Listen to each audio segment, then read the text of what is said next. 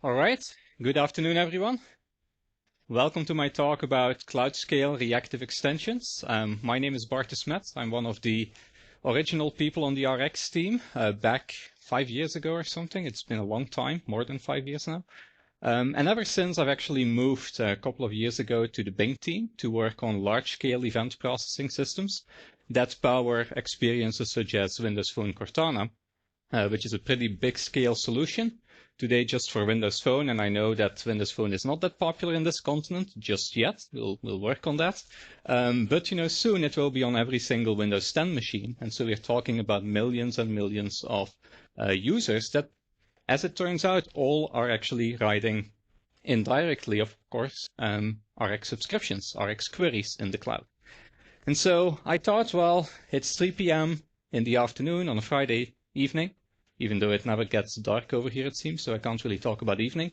But I was wondering, like, how many of you have been bored to death with PowerPoint slides and, sort of say, like, please don't baffle me here with a whole bunch of PowerPoint. Please say yes, because I want to open up Visual Studio. Okay, good. So I thought, well, I have 40 slides here. I will just upload them. You can go through them. They will contain a whole lot of background information. But instead of doing that, I thought, well, why don't we just jump straight in and sort of do some freestyling here, talk a bit about RX, the state of RX, the things we've been building, what we want to do in the future, and what we've built in Bing, and what we're actually planning to ship in the next couple of months to the next year. Maybe before we start, maybe a quick show of hands. How many of you have actually used RX? Okay, that makes it a lot easier for me. How many have been to either of the two Matt's talks? Like, we have Matt over here who talked about message abstractions, and we had Matthew Podwasaki yesterday or 2 days ago talking about RX for JavaScript. Like, anyone has attended either of those two talks? Okay, good. So obviously the speaker was there. Yeah, that makes sense. Okay, so let's just jump in, and I actually created a little agenda just 10 minutes before we started over here. With what I think is a good trajectory through this new set of things that we've been building. And so maybe I wanted to start a little bit by talking about the basic abstractions of RX, because we want to take those things to the cloud. We want to do something fundamentally different than what we've been doing with RX for UIs and in the web browser and all sorts of local applications. We want to take it cloud scale. So it does make a lot of sense to talk about the basic abstractions. So given that everyone over here is kind of used to RX already, I think it will not be a difficult exercise to name me the essential interfaces. Like, who wants to have the first interface? iObservable. Yeah, so we have iObservable of T. We have the other side of the equation, which is iObserver of T, like this. Then we have a third one, which is also in the BCL. What do you do if you smash those two things together? What do you get back in RX? A subject, yeah, that's what you can do by smashing the two together. That's a nice subject of T. When I said smashing together, I also meant something like give an observer to an observable and you get something back. Like, what's that kind of nuclear reaction give you? Subscriptions, yes, and those happen to be iDisposables. And then behind the scenes, we have a whole bunch of things that are the machinery, the heart of RX, like, the thing where the concurrency happens. How do we call that thing? The scheduler. Yep, the iScheduler. So those are kind of the fundamental concepts in RX. And just as a quick reminder here, I'm just going to give you the essential description of those guys. iObservable has an iDisposable subscribe, takes in an iObserver of T, observer like that. This happens to be, is this an out or an in? It's out. Out, yeah. It's a covariant interface, means an iObservable of person you can use to also observe things like students, like you can assign those two things. And then we have the observer as well, interface iObserver, and that's the one that's in. You can give things in a contravariant way here. And that actually has as the main method, I would say, on next the value. And then you also have on error and on completed, to deal with, the end of the sequence. So those are kind of the essential abstractions. iDisposable, very simple thing. When you subscribe to an observable and you give it this callback interface called the observer, you get a disposable. And that's really at the heart of the composition of Rx. Because if you want to create a query operator that says, well, I have two observables and I want to merge them together, for example, well, we can subscribe internally to the left sequence and to the right sequence. Both of them give us observables. And then we have to give you back an observable to say when you are sick of getting those merged results, we will have to do something to clean up. What do? We just merge those two observables or those two disposables together into one, and we can compose them and give out the composite disposable. So it's a very compositional way of doing things. So interface I disposable, everyone knows this one. That's just void dispose. And I'm a little OCD, there's a space missing here. Good. And then we have subject, which is a very simple interface. Actually, there are two, T inner and T outer over here. And this one actually is a T observable of, well, it's not inner and outer really, it's T input and T output. T in and T out, let me call it like that. Observable is the output, T out, and it's an observer of T in. Okay? So that's what we have. And what's a subject allow you to do? Well, a subject you can think of as an addressable resource. You can create a subject just like you can create a list and link to objects. You can give that thing a name, a variable name, for example, and you can give it to somebody who wants to pump things in, and you can also give it to somebody who wants to listen to it. So it's kind of the in-memory pub subsystem, if you want. Like, it's the place where you push things, and it's the place where you observe things as well. So that's what we have today in Rx. Now, let's now switch gears and think about, well, how do we map this thing into the cloud? How do we build a distributed system using those abstractions that allows a phone over here? I could have hooked up the phone to project it, but when you go to Cortana over here and you say something like track flight BA49, how can that guy formulate a query that talks about a stream of flights, a subject of flights that's sitting somewhere in the cloud, and tell the cloud, call me back whenever flight BA49 is late, and send me a notification on the phone? Well, I have something that needs to formulate a query over here. I need to put that query in the cloud. The cloud needs to communicate to my client at some point in the future. And of course, if I cancel my flight, my phone needs to say, well, that subscription that I created 3 months ago, forget about it. I don't want to know about BA49 flights anymore. So you need to be able to unsubscribe. So the problem becomes, well, if you have Rx like this, of course you can write something like, I subject of int access equals a new subject of int. That's my subject, and you can do things like access.subscribe, and let me actually make this thing a little bit more realistic over here. Let me make it, well, first let us make it shorter, by just varring a little bit. Say that it's a subject of flight, and then it's not access anymore, but F's for flights.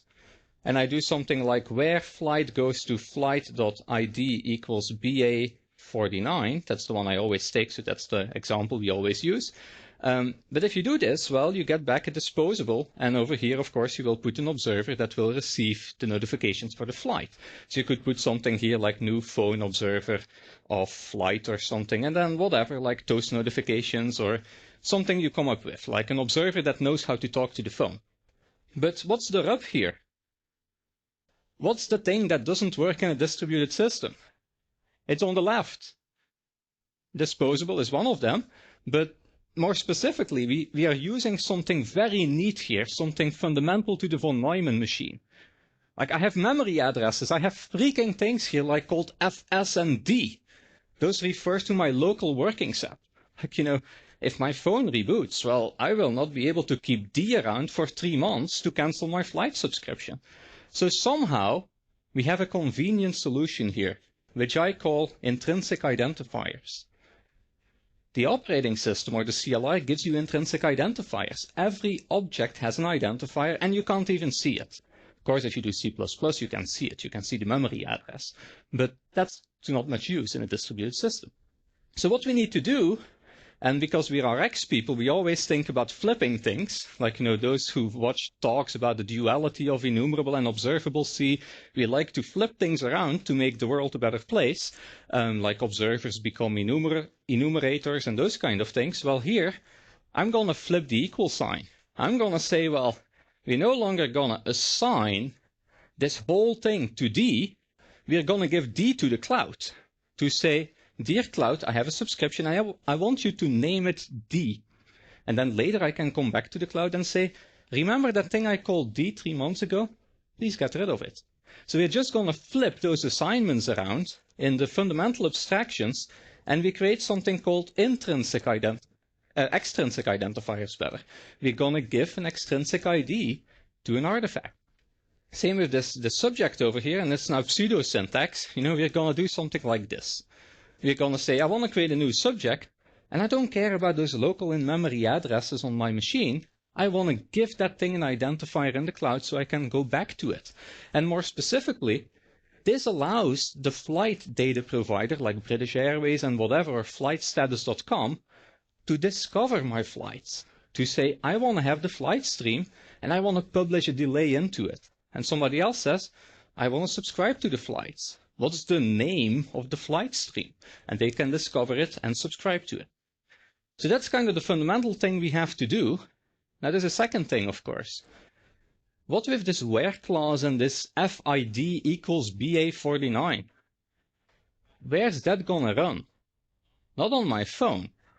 I don't want to get all the flights in the world streaming to me till my next flight, and then filter locally over here. Supposedly, if you still have battery left, filter on your device all the flights to find BA49 for the day that you're leaving. That doesn't make sense. So what we need to do as well is we need to hoist this whole computation up into the cloud. And what can we do? What's the secret sauce in .NET to take up a computation and run it elsewhere? We've done it with link to SQL. It's called expression trees. Yes, expression trees. So we need to do something with expression trees. So I'm going to ask you, how many think that this thing is a spelling mistake? Observable. I love the name. I invented it. Of course I love the thing. It's not a typo. It's a type that exists. It's called observable. And I can pronounce it. It's beautiful. What's that? It's an observable spelled with a freaking Q. Now what can you do in Lisp to catch a computation as a data structure? It's called quotation. This is a quoted observable, an observable that has its representation of the computation sitting on its back. You can walk up to it and say, give me your expression. And then you can say, well, nice, that's an expression. What can I do with it? I could translate it to some Twitter language to filter things in Twitter. I could translate it to SQL to send it to a SQL database. Or I could take up the expression tree, serialize it, and install it in the cloud. And that's what all those Windows phones are doing. When you talk to Cortana, they formulate an RX query locally, we pick up the expression tree, and we post it in the Bing cloud. And it's sitting there, till your phone says I no longer need it. So that's what we do, at large scale. We're talking here about millions of those things sitting at any point in time in the cloud. Okay, so observable. So let me actually show you one implementation of observable where people said, that's a nice toy example, I wonder what they're going to use this for. Well, I created an example a long time ago called link to WMI. And WMI has something called WMI events, where you can ask the operating system, every time a process starts and the process is Trojan.exe, it's a virus, I want to get a notification. Well, you can do that using something called WQL. What's WQL? It's a bastardized SQL for the operating system to query WMI, Windows Management Infrastructure or Instrumentation better, objects. So, of course, when you say, there is some language called WQL, and you talk to me, I say, does it have a link provider yet? And it turns out it didn't. And it also turns out it's events. So an iQueryable for an enumerable sequence does not make any freaking sense. You're not going to enumerate the events, you're going to observe them. So you need observable. So link to WMI events is over here. Here's a very simple example where we say, again, not with a spelling mistake, dear event provider, I want to observe the process start traces. Not a joke. It's shipping code. And this process start trace, of course, every time you do something like this, you need to have some object mapping, and you can put some attributes on it to say process start trace has an internal name which is weird, and I want to make it nicer. So that's what I'm doing here. This is the so-called MOF definition. I'm not going to make a joke about Germans here. It would only work for people from Belgium who called the Germans the Moffen at some point. Like whatever, like the MOF definition sounds like weird, to me at least. But so that's the internal name. It has a couple of attributes on it. And now I can say, if there were any Germans in the room, please still press the green button at the end. Like I don't want to have any issues here. But so what I do here is I observe the process start traces, and I do a where and a select. That's just standard LINQ. But the way it's going to execute is by giving that thing as a WQL query at runtime to system.management.instrumentation to ask Windows, please do that for me. And of course, it's a lot of electrons going two ways, because the CSharp compiler takes your code, turns it into an abstract syntax tree, then generates code that at runtime will create an abstract syntax tree that then we reduce into WQL, which goes into a WQL parser in the operating system, which creates an abstract syntax tree, by the way, and then executes the thing. So like there's a lot of wasted energy here, like, in those kind of systems, but that's what we do to marry those things together, of course. So when I execute this thing, Control F5, I'm running this thing as admin, you see that my LINQ query translated into this thing that really looks like SQL, but it's an event query in the operating system. And so I can translate an expression tree from C# into this domain-specific language. That's an IC observable. I did not see at any very point in time that this thing is gonna run elsewhere. I can write a where clause, I can write a select, I can knock myself out here and use anything. Of course, it may throw at runtime, as with any LINQ provider, as Matt also pointed out some time ago. It can always fail at runtime saying, well, you're trying to do an order by here, but this database doesn't support an order by. Here's an exception for you. In fact, with Roslyn, with code analyzers and things, we could do that at compile time as well now. We could actually look at this thing and say, we're trying to write a LINQ query against the observe of an event provider. Let me provide some squiggles for things that will not work at runtime. You can still compile it, and it will compile, and at runtime it will complain, but Roslyn will say, well, I told you so. This will not work. So now you can do that if you really want to. We haven't done that yet, but it's definitely a possibility. And here's the other thing. That's like a diode or, a membrane that only goes in one way. As observable is something that says, well, just like as enumerable in LINQ to SQL, if there is something the server can do, we're still here to help you out. Just put this as observable in, and that's kind of a barrier that says everything to the left runs remotely, everything to the right runs locally. So that basically just changes the type from observable, which uses expression trees, to observable, which is just in memory. So that allows me to sort of do this. So that's cool. Now, does that mean that if I want to submit this thing, I have to invent a different language? Like this thing is WQL. The language already exists. And that's why LINQ was so successful in some senses. There were a shitload of languages out there that deal with enumerable sequences. Like, SQL and things for XML and entity framework and blah, blah, blah, and a whole bunch of foreign things, like even query strings in a URI for Twitter can allow you to do a simple query to get the latest tweets for a particular topic.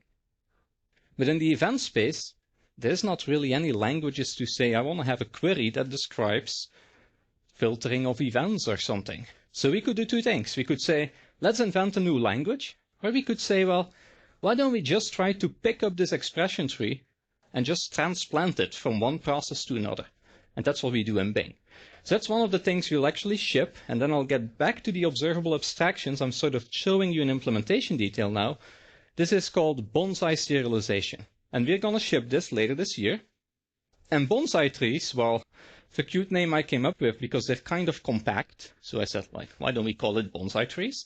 You will see that they're not that compact if they're in verbose mode. Then they're more like oak trees, But so Bonsai trees are kind of an intermediate format that allows to take a .NET expression, translate it to a JSON format, but we also have a binary format, which is super compact.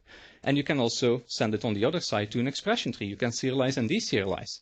But notice that in this diagram, I've inserted expression slim, some intermediate state.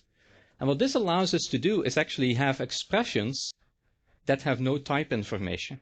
And this allows us to come from TypeScript, for example, to Python, from Python to .NET, from .NET to Python, all those kind of combinations. As long as a language can capture an intent of a query as a bonsai tree, we can serialize it and bind it on the server to an implementation.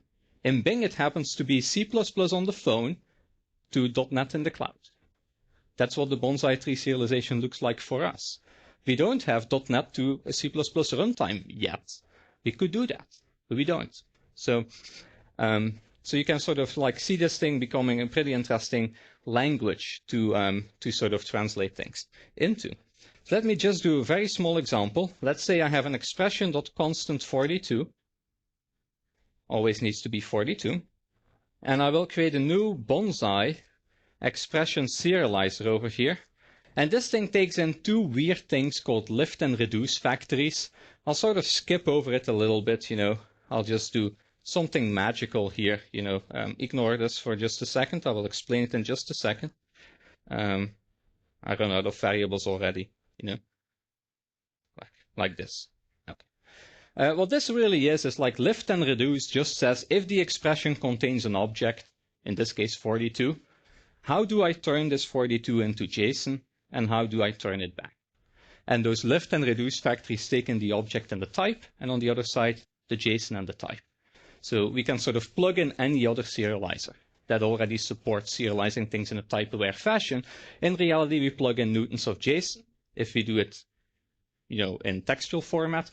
If we do it in a non-textual format, we plug in Microsoft Bond, which I recommend you to take a look at. We open source it on GitHub. And that's the serialization mechanism that we've been using inside Microsoft for all the data in Bing for a whole bunch of years now. It's written in Haskell. We have code written in Haskell. It's super performant, super compact. In fact, it's faster in a number of cases than protocol buffers from Google. Just pointing it out. So Microsoft Bond, all open source there. You can use it from .NET, C++, and a couple of other languages that also have bindings. And the community is totally free to implement bindings to other languages if you want to do so. So that's the serializer. And what I can do with the serializer is I can serialize an expression. But take a look here. It takes in an expression slim, not an expression. How do I create a slim expression? I just do two expressions slim on expression. So I can sort of go from a .NET expression, make it slim, which sort of makes type information optional. Just so happens that we keep all the type information in this case, because if you have some diamonds in your shelf, you don't throw them out to say like, let me satisfy this constraint, like you keep your diamonds, right? Like, so if you come from a typed language, it would be a waste to throw it away. And then you get out some JSON over here. And I could actually pretty print as JSON using an internal JSON parser that we have, which also creates an AST. Like most of those JSON things don't really create a good AST, so we had to create this thing at some point. But this allows me to do Microsoft.json.expressions.prettyprinter, create a new pretty printer, and visit the object, the JSON thing, and then I will get a string back, which will just be pretty printed JSON, just with indentation as opposed to one long string. So this is just my quick way of doing pretty printing for JSON here. But what this will give me, oh, damn it, like, I already had a T somewhere. The problem is I can't do demos that contain more than 26 local variables. Then I run out of space. But so this is what the bonsai tree looks like, and it's not that bonsai because it comes from .NET. At the top, it contains a whole bunch of type information. That's called the reflection context. It contains all the information about the types in my expression tree. But the tree itself, if you would come from JavaScript or something, would just be colon, which means this is a constant, and then the value 42. This 0 is a reference to system_in32 in the table above. So we can sort of retain the type information, but that's optional. That can sort of be taken out, and then we can figure it out at runtime. So I can now also do a bigger expression, of course. let me do an expression like the one we saw before. I could do an expression of func from int to bool that takes in an x, and thus when x%2 is equal to 0, so for even numbers, I don't have an x yet. Oh, I have an x somewhere else. Oh, god damn it. Okay. Y? Don't have y, right? Oh, I have y. C. Why don't we have a larger alphabet just for developers? Like, it would be kind of cool. But so that's actually a lambda expression being serialized over here. So it looks a little big, but you see the arrow, that's the lambda arrow. You see the equals, the modulo, that's the percent over here. You see pretty much all the information that you have. Like you see the constant 2, you see the constant 0 that we're comparing to, and you see the variable name z, which is my parameter of my lambda. Z goes to z is modulo 2 equals 0. So we now have a serialization format that allows us to take an expression tree from place A to place B. So that's what we're going to do in the cloud. So now let me actually switch to the Bing stack. And I have the Bing stack running over here in what we call a one-box solution. So just a local deployment kind of thing. And I have a client that pretty much shows the code that phones see to interact with our system, that data publishers see to interact with our system, and also have a service host over here. The service host is arguably the most complex thing and the thing I will spend the least amount of time on, but the way you think about this is it's the place where you bootstrap the server. And we do that, of course, during deployments. We'll say, please deploy this to 100 nodes in the cluster and, execute this piece of code and start listening on some sockets and connect to a data store and do this, that, and the other thing. And that's what we call the Reactive Platform. The one thing I want to show you for the Reactive Platform is you go to the platform over here. The platform has a bunch of roles, and there are two essential roles in our system called the Query Coordinator, or the QC, and the Query Evaluator, plural, multiple Query Evaluators. That's because it's a local box, we only have one QC, but you have multiple Query Evaluators. What do Query Evaluators do? The word says it itself. Those are the things that contain all those expression trees compiled and bound to Rx. So like when you upload your phone, a query into the cloud, it will go to the query coordinator, it will look at your query and say, that's somebody who wants to do flights, he wants to do something quite expensive, I have a machine that's available, let me put this query on query evaluator 52. And it's sitting there. And it keeps a mapping table and a dictionary so we can find it again, all of that kind of stuff. The query evaluator then is a stateful service that contains the state of those Rx queries until you suspend them, or delete them, rather. So that's what the query evaluators do, and they actually run an implementation of Rx. Okay? So, by the way that those query evaluators run is, this customer story here, I opened it before the talk. This is running on Microsoft Azure Service Fabric. That's a new technology we shipped at Bing, not Bing, always talk about Bing here. That's the thing we shipped at Build this year. It's a technology in Azure that also runs in our data centers that allows you to build highly available distributed services. And it's actually a technology that you can compare to a combination of key value store databases, leader election systems, a la Zookeeper, a whole bunch of things kind of in one big technology. And you can do actors with that. There was a talk here a couple of days ago or yesterday about doing actors and microservices using the Azure Service Fabric. We use it for the highly availability of those queries. Like when you upload a Cortana query, it's sitting in 3 different data centers. In case one data center goes down, we can fail it over to a different data center. And that's what Azure Service Fabric allows us to do. In here, you can also find the code name of the project. The project is called Reactor. Reactor is this system. Unfortunately, there's some other technology that also calls Reactor. That's what happens, when you sort of all dabble in the pond of words that start with React, and there are only that much. In fact, there's only 26 letters, as we came to conclude just a moment ago, so there's not that many combinations. So Reactor is basically the technology that I'm showing you here right now, and you can think about the foundations of Reactor to become Rx VNex. Okay. So let me now switch to the client side here, and before I do so, let me actually boot up the server. Otherwise, we're not going to see too much. And this thing is running the query coordinator, the query evaluator, storage, messaging, the whole shebang in one console window. I couldn't make it more impressive by basically saying spawn a separate window for everything, but then, we run out of memory on the taskbar in Windows 10. That's not true, by the way. But like there would be a lot of windows all over the place, and, I don't really want to do that. Okay? I could actually put them on a separate virtual desktop, which is a new Windows 10 feature. Try to be a little salesman here. Okay, that didn't work. So let me go back to the demo here. And in the demo, well, let me first show what the demo looks like. The demo is kind of a canned demo that sort of has something that's guaranteed to work, because if you freestyle, it can always go wrong. So I have in here in this menu 1 to 16 of rescue lines. If something goes wrong, I can call those things.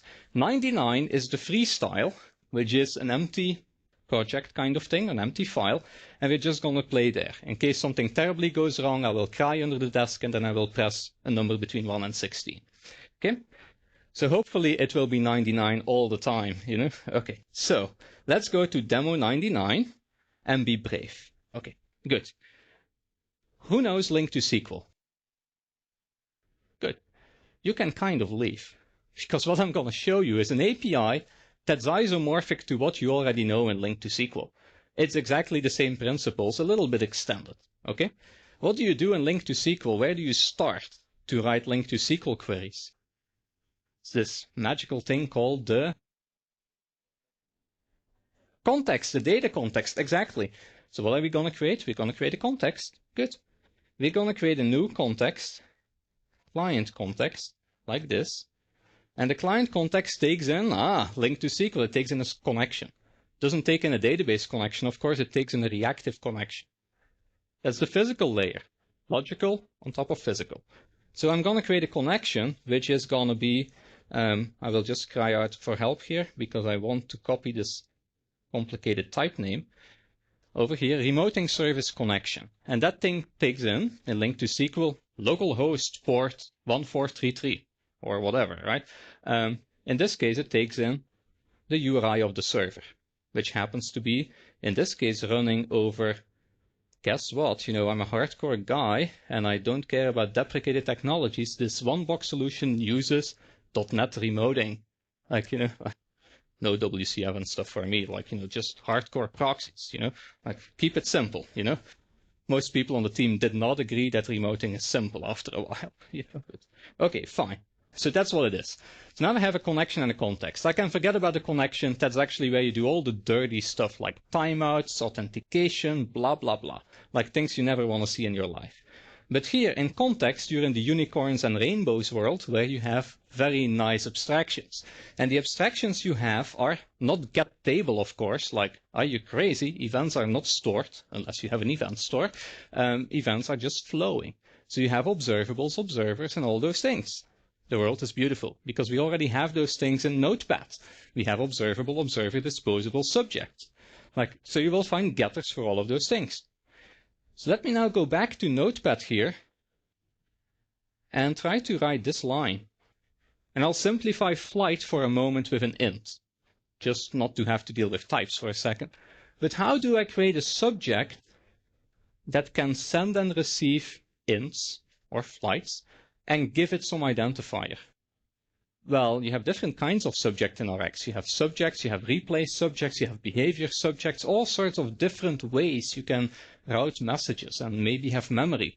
So you need to have a new concept that sort of encapsulates how do you talk about I want to create a subject and not a behavior subject. We call that thing a subject factory. And actually, we give it a nickname in the API. We call it a stream factory because people like to talk about streams. They think that subject is a mail system, and then they look for the to and the from as well, and that's not there, right? So not subject, stream. So I'm going to create or get a stream factory, and I'm going to say I want to have a stream that has a particular input type and a particular output type. Remember that subject in Rx has exactly that signature, input and output. Okay? And now I have to say what kind of stream factory. And this is where my story about the extrinsic identifiers comes into play. every single artifact that existed in Rx and that I wrote down in Notepad that I could give an instance for and create a local variable name for, all of those things have identifiers in our system that are based on URIs.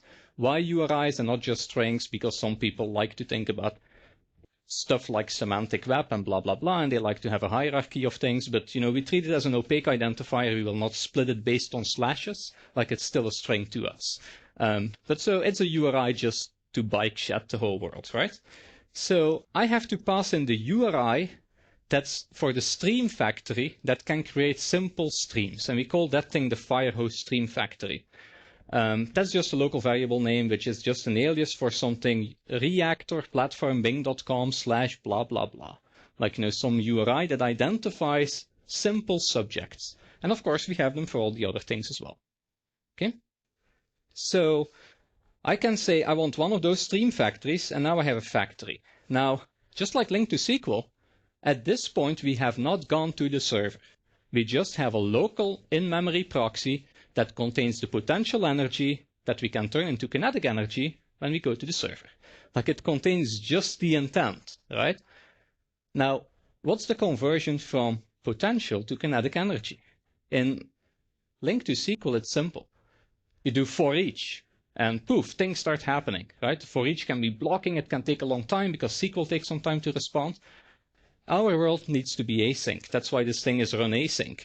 So whenever you see something like create async, you take the potential energy on the left, which is your expression of what you want to do, and you send it to the server. The async is kind of a religion here. Every time you see async, you leave the client, go to the server. Like, we sort of are very strict about that. So now I'm going to the server, and I'm going to say I want to create a new stream, and I need to give it an identifier. So what's this Firehose stream factory? Let me highlight it in Notepad here. The Firehose stream factory is this part. It's the replacement for a type name. I'm saying I want a subject, not something else. What's the identifier I have to pass in now? Is how I want to name my new stream that I'm creating using this factory.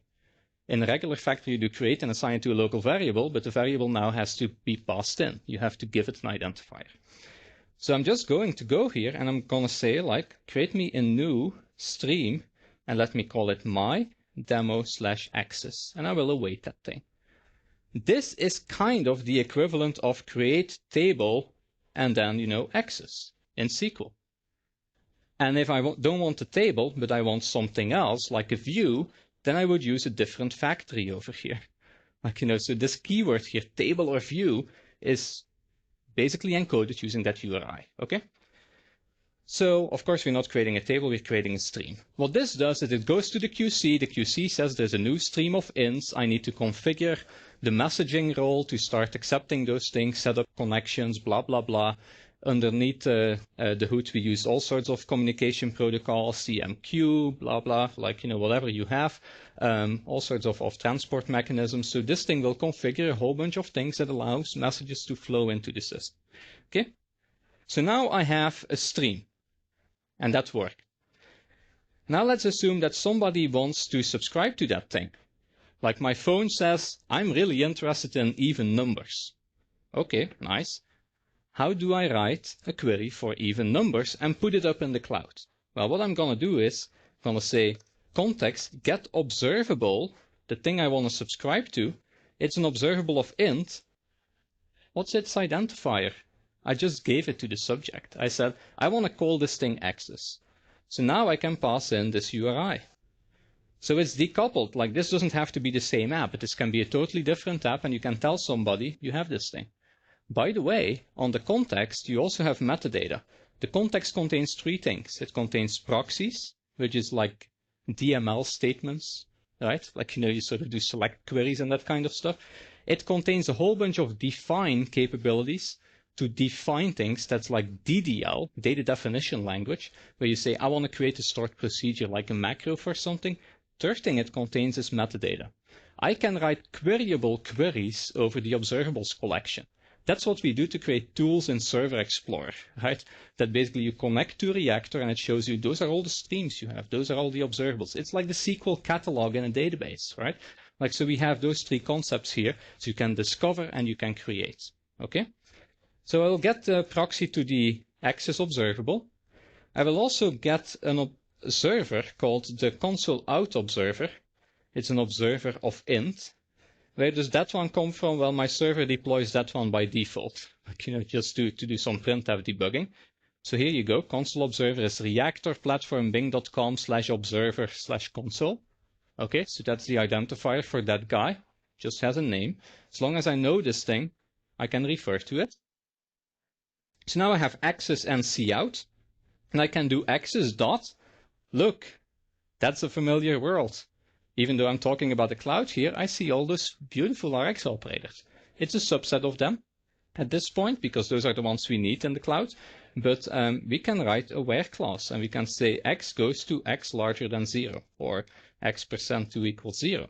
That's the thing we can serialize using Bonsai Trees like we saw before. And I can do a subscribe. Oh, I can't do a subscribe. I have to do a subscribe async. Of course, because that's the place where we leave the client, pick up the computation, and put it in the cloud. So it has to be async. And by the way, this thing is used in different places. The phone talks to the cloud to upload queries for things like flight status, but for things like time to leave reminders, which is you have to leave now if you want to get in the bar at time, such and such, like then we give you like a plan and when you have to leave.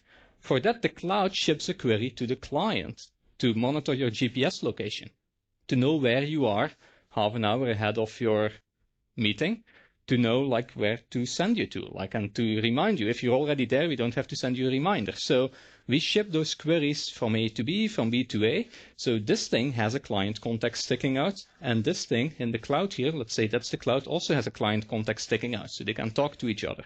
And this allows for an interoperability system. Like, you can actually have a query you send to one system, and that system says, I can't do that part, but I know somebody else who can. So it can take part of the expression tree and say, that thing goes over here. And now that thing goes over there. And the whole thing is called this.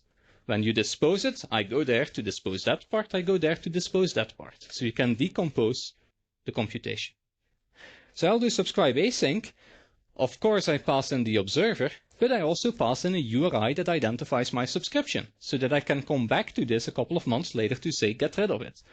So I will pass in a new URI, and I will call this my demo sub, and I will await the sting. This is what the code on the phone could do to say, notify me whenever there's an even number, which is very useful. So let me do Ctrl F5 on this one. Again, hit 99.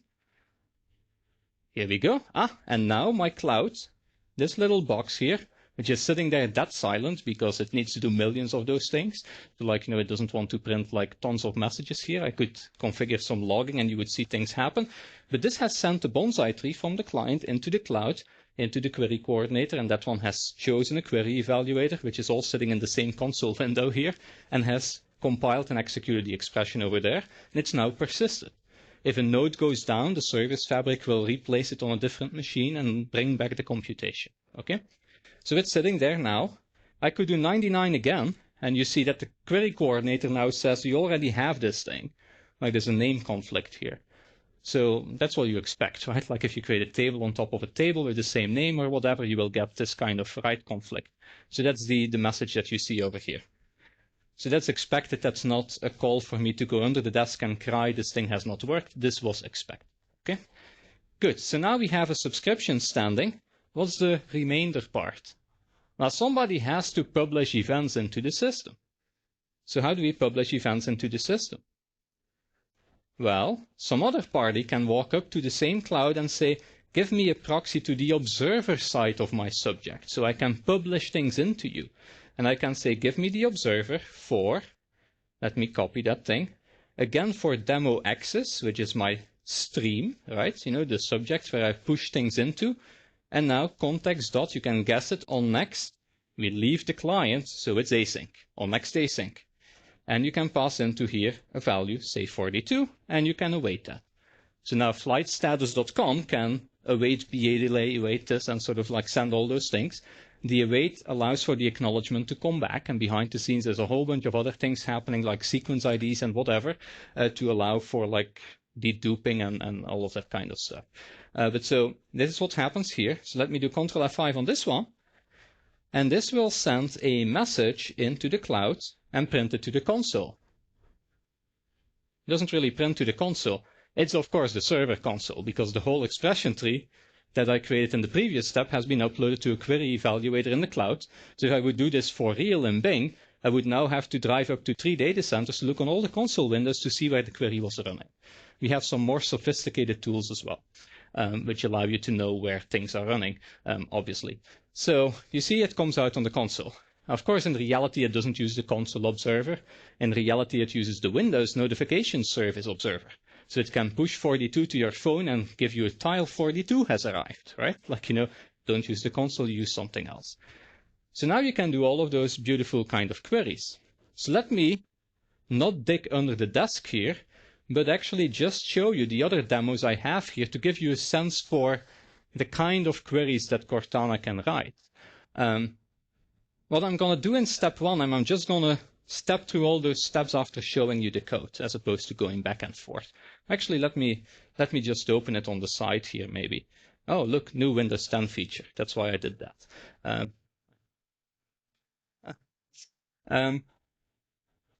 So demo 1, it's not that useful actually in this case because my font is huge, but demo 1 is going to get a stream factory and it's going to create a stream of geolocations.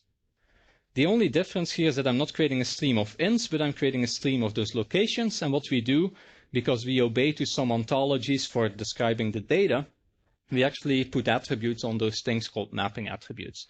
Very similar to column attributes in Link to SQL or whatever. Like there's so many mapping technologies out there, so we had to do something else. Just whatever. So mapping attributes. So this allows me to create a stream for the Bart DE location. So that's my location stream. That could be my phone and says like, hey, I'm Cortana. Can I help you out with giving you traffic information? And you say yes, and it says, well, then I need a stream for your location when I need to subscribe to you. I need to have you publish your location into the cloud so we can do some computations. So that's like Cortana doing that at some point. So now we have a stream for my location, which we can subscribe to when we need to.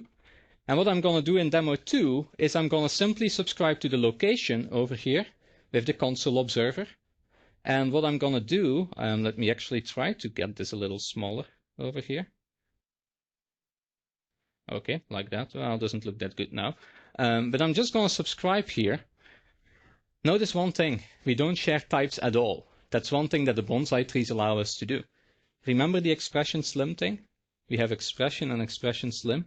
Expression slim allows to get rid of all the CLR type system stuff and sort of erase all the information for structural types. Guess what? TypeScript has structural types too. Fits hand in glove. So what we do here is we just have a class that's actually spelled in Dutch in this case, because I'm a Dutch Cortana. And the Dutch Cortana here wants to subscribe with the console, and it doesn't have to share a .NET type. It just needs to know about those attributes. Standard stuff, right? So 2, I'm creating a subscription to the Bart location that will print to the console. What's number 3? Number 3 is some other person sending the location. That's my phone uploading its location into the cloud, and somebody there is subscribed to my location. Guess what? In this case, I use location, yet a different entity. Like, it's defined over here, same mapping attribute, so the server knows what I'm talking about, but it doesn't care about what property names you give it. You can omit properties you don't need. You can add new properties, whatever. It's kind of completely structurally typed. So I can now do 3, and 3 will actually publish locations, those locations, which are actually actual locations of a walk I recorded at some point. And it's publishing those into the cloud, and my subscription is sitting there listening to them, and it's printing them to the console. Okay. So what's demo 4 doing? Demo 4 is the demo that gets rid of a subscription. I haven't talked about that one yet. How do you call a dispose in the cloud? Well, you get a proxy to the subscription. You say get subscription, and what do you get back? An async disposable. In reality, it's something a little bit more funky. I will spell out the name that we came up with for all of those things. Like when you do get observable, what you get back is an async reactive observable of T. We will get rid of the reactive part in the middle there because we didn't want to have name conflicts with the future RX 3.0. It will likely be IAsync observable of T, IAsync observer of T, IAsync object of T, IAsync subscription of T. And of course, you also have the ones with S, which are the ones that run on the server that don't use expression trees, right? Like we have those parallel worlds, expression, no expression, async, not async. Like, it's a very symmetric diagram. So those queues look like madness, but they totally make sense. Like they just mirror images of the other types.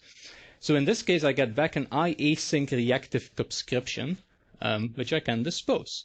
And so this dispose async here is going to go to the cloud, serialize this expression tree. The expression tree is just something that contains the name of my subscription, and it will dispose it.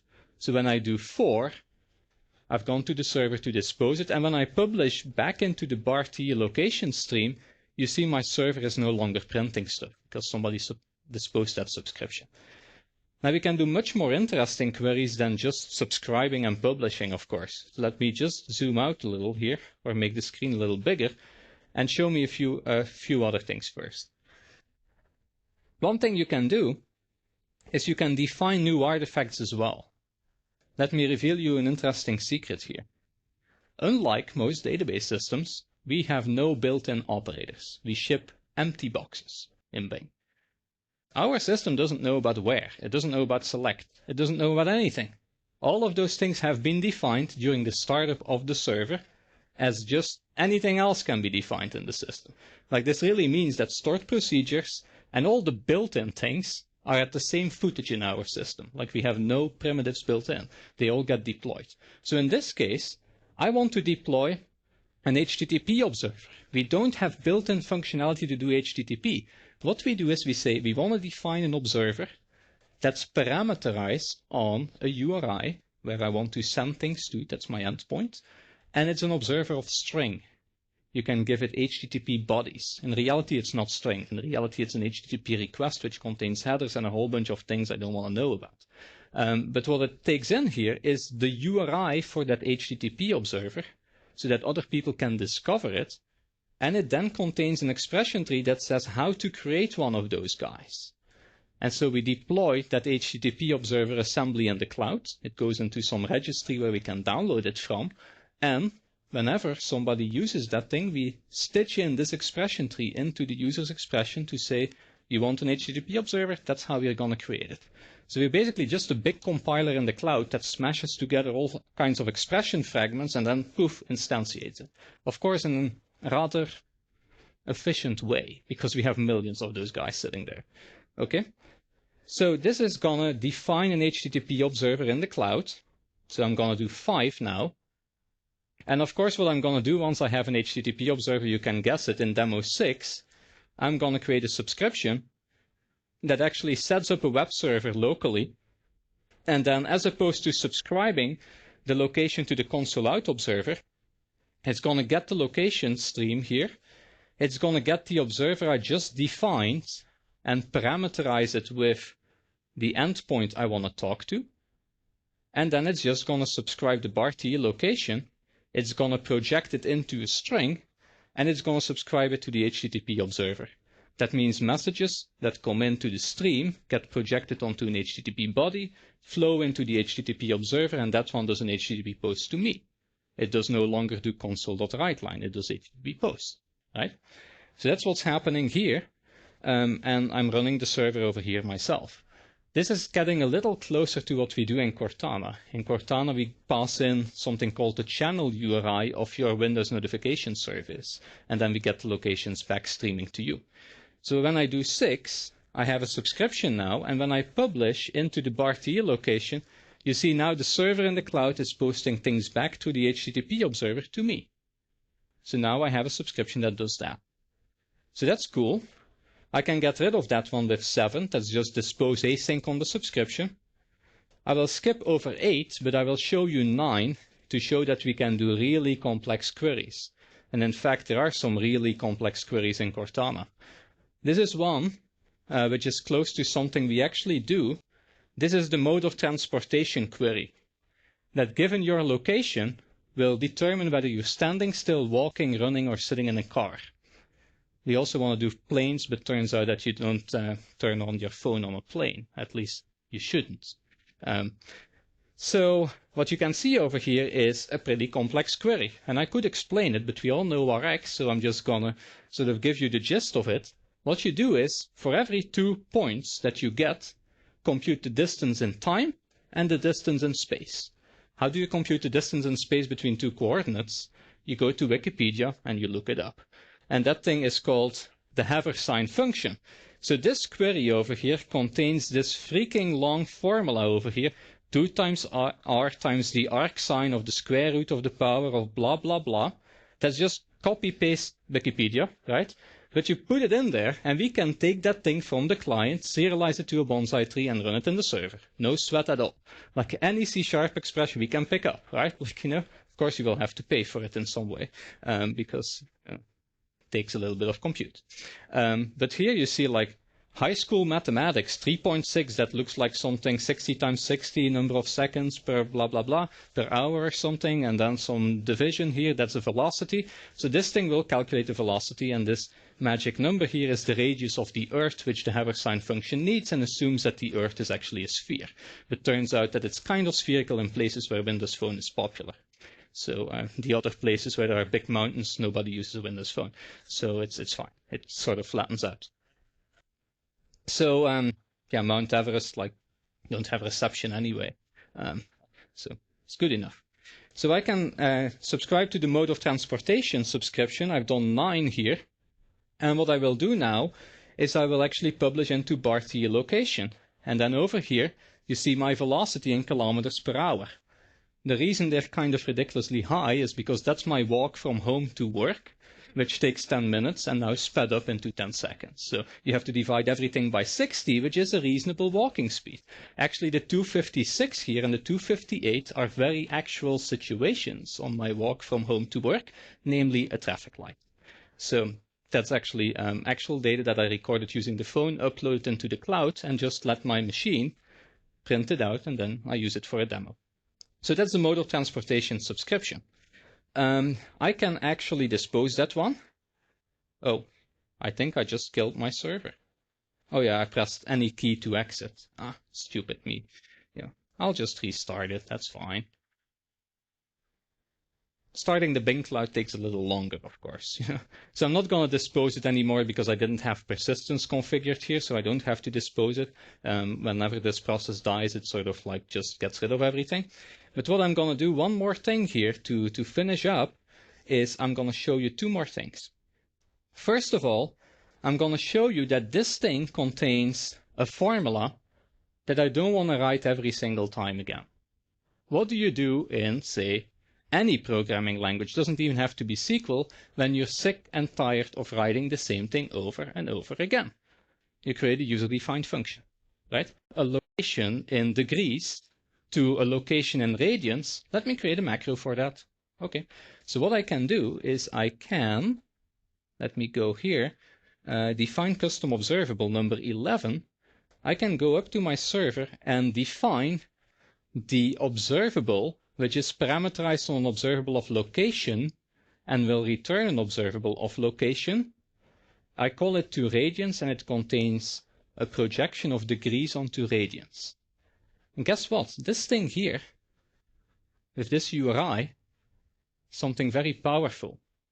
If I go to the select operator and I have 12 that guy, you see that the select operator also has a mysterious attribute on top of it. I can now create an extension method called toRadians with that attribute on it. Just use it in my query and it will bind to that thing I created on the server. So I can create little DSLs that do things like bartgeolocation.toRadians.compute distance and all of those kind of things, which are just expanded into those macros that I've defined before. And we're honest. In fact, select is mapped onto this thing. So very simple, consistent view of the world. No more, mythical names or mythical methods that are treated specially. Now with this, I can actually do one more example here, which is 15. And 15 does all of this mapping stuff that we talked about just a second ago. And this is not Ask Mike, this is Ask Homer about the demo. What this one is is a query that uses this two Radians that I defined just a second ago. And this is completely the same as link to SQL. In there, if you define a stored procedure, you create a .NET method, you put an attribute on it, and you call it quits. Right? Like, you can just map that thing. So here I've sort of gone totally crazy. I created my own context, which can be totally cogent because we have all the metadata, remember? Like you can walk up to the context and say, give me all the observables, give me all the observers. And in fact, this whole context, all those extension methods are cogent. We just walk up to the Bing Cloud and say, please generate me a context for all of those things. Of course, if you ask it, generate me a context for all the streams, then we get a CSharp file that contains all the user streams in it, and it doesn't fit the file system. So like, you can't do that kind of thing because it's really huge. But like in this case, I've sort of said, I would like the two Radians operator to be brought into scope for me. So I can just type two Radians as opposed to all of this get observable, get observer, all of that stuff. I want to have the Homer location and I want to have the Bart location. So it generates code that has a known resource attribute and sort of wraps those calls for you. And now I can write a very simple query over here that says the Bart location converted to Radians, combine it with the latest location of Homer. So whenever either of the two people are moving, we're sort of going to combine their locations to compute the distance between the two. And the very first time in the future that the distance between those two people is less than 100 meters, then you will pop up a notification on Bart's phone to say Homer is nearby, you have to ask him something. Or if it's the opposite thing, that could be a strangle reminder for Homer to strangle Bart when he comes home, right? Like, he's within 100 meters, oh, little boy, that kind of thing. So I'm kind of used to those things because all my profile pictures are Bart Simpsons, So this shows kind of the power of all of this mapping stuff, right? Where you can sort of take all those abstractions, you can sort of deploy all those reactive artifacts into the cloud, and then sort of write computations and upload them using very simple Rx language. So what's next for us? I'll actually not show you the 40 slides now. I'll just go to the last slide. What we're going to do, and this is the current plan of record. There may be a couple of little adjustments on the way, of course. But we have a pretty big system. It took us about 2.5 to 3 years to sort of come from standard Rx and build out this infrastructure with a pretty substantial amount of people at some point. So what you see over here is kind of how our system is layered. You have the query operators, you have something called a query engine, you have a data model, which is the thing that allows for serialization, deserialization. You have a whole bunch of service abstractions around it, which use the Service Fabric, Azure Service Fabric. And so what we're going to do is we're actually peeling the onion of the system, and the goal is to sort of ship things inwards to outwards, right? So the operator library that supports new things like saving state and loading state is the first thing that will come out. The query engine would be the next thing. Things like expression serialization, all those prerequisites to enable this kind of capability, those are all kind of auxiliary things which will come out independently, but before we need them in those projects. And the goal is to put all of that stuff eventually at least up to the data model layer, potentially up to the service layer, because now Service Fabric is publicly available, so we can actually do a lot of stuff in the open there. In the past, we had this technology only internally, but now it's publicly available. But eventually, all the way up to the top, we would like to get the basics on there, so you can actually deploy this, run this, give feedback, and all of that stuff. So what I would like is feedback. If you think this is cool, let us know. If you think there's something missing or you want some clarification, let us know. The only emails that I don't like to receive is why is observable spelled with a Q? You should rename it. Like, those are kind of the bike shedding syntactic questions. I like the semantic questions first, and later we can address the naming, potentially translate the whole API to Dutch, which will be much more understandable than observable, or whatever. So yes, please give us feedback. And I'd like to thank you for your attention at this late time of the day. And I hope you enjoyed it. Thank you.